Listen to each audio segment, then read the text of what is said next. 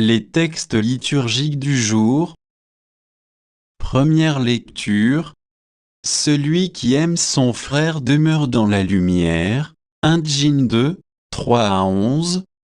Lecture de la première lettre de Saint Jean.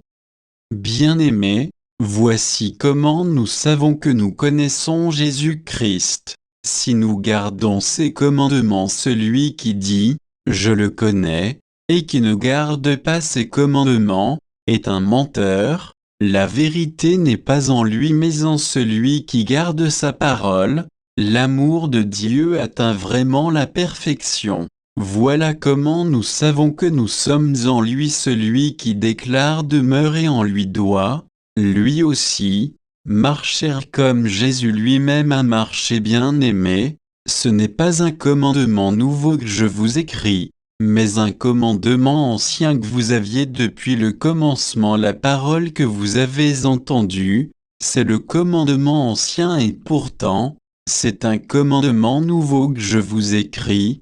Ce qui est vrai en cette parole l'est aussi en vous. En effet, les ténèbres paissent en tête déjà brille la vraie lumière. Celui qui déclare être dans la lumière et qui a de la haine contre son frère et est dans les ténèbres jusqu'à maintenant. Celui qui aime son frère demeure dans la lumière, et il n'y a en lui aucune occasion de chute. Mais celui qui a de la haine contre son frère et est dans les ténèbres, il marche dans les ténèbres sans savoir où il va, parce que les ténèbres ont aveuglé ses yeux.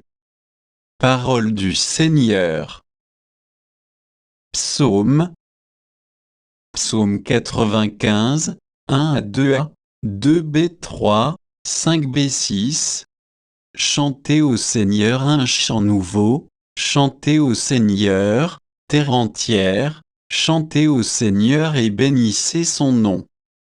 De jour en jour, proclamez son salut, racontez à tous les peuples sa gloire, à toutes les nations ses merveilles.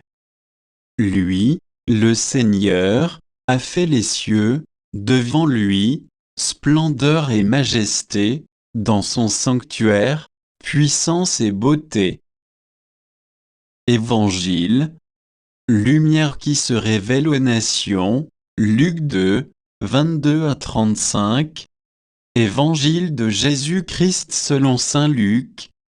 Quand fut accompli le temps prescrit par la loi de Moïse pour la purification, les parents de Jésus l'amenèrent à Jérusalem pour le présenter au Seigneur, selon ce qui est écrit dans la loi. Tout premier-né de sexe masculin sera consacré au Seigneur. Il venait aussi offrir le sacrifice prescrit par la loi du Seigneur, un couple de tourterelles ou 2 petites colombes. Or, il y avait à Jérusalem un homme appelé Siméon. C'était un homme juste et religieux, qui attendait la consolation d'Israël.